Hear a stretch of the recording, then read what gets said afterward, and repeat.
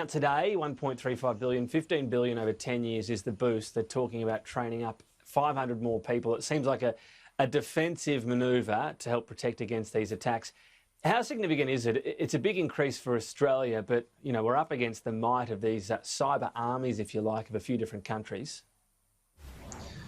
That's right, Tom. We know that many of the adversaries that we face in the cyberspace and in the information environment are investing significantly in what we might describe as offensive capabilities.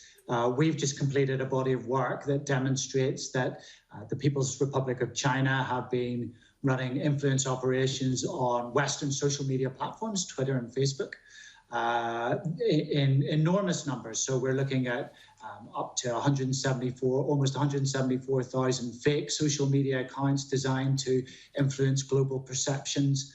And this is a significant threat that both Australia and the United States are conscious of and engaging with.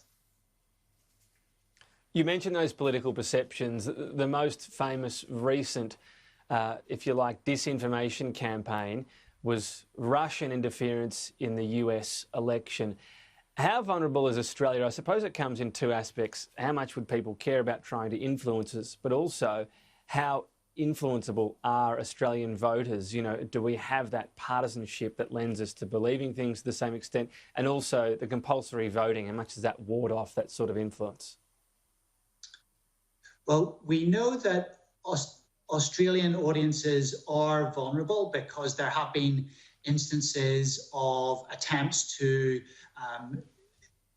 manipulate electoral audiences for financial gain. So there was some investigations during the federal election in 2019 by the ABC that identified that foreign actors, non-state actors from places like Kosovo, Albania, Republic of North Macedonia, were driving engagement on platforms like Facebook and harvesting those audiences into content farm website environments where they could generate advertising revenue.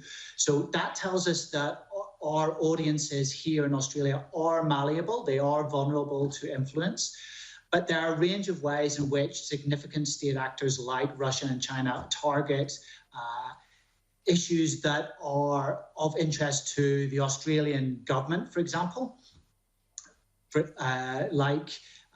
Russia, for example, around the downing of MH17. They run persistent influence operations in this space designed to obfuscate their culpability. We know that the People's Republic of China are running influence operations that are designed to influence perceptions around regional alliances. So this is designed to pressure how different parts of the world see their best interests in terms of regional partners. They want to draw some fissures into how different parts of the world perceive the United States, and that impacts on Australian interests.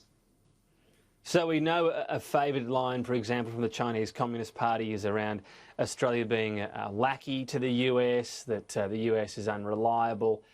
How effective? What evidence do we have that that is effective in any way? Because a lot of the polling also shows that Australians seem to be trusting the Chinese Communist Party less and less. That's right. Now, this isn't necessarily designed to enhance the standing of the Chinese Communist Party amongst the Australian public. This is designed to place pressure. What's really interesting about Chinese influence operations as distinct from Russia, Russia likes to disrupt because it has little to offer.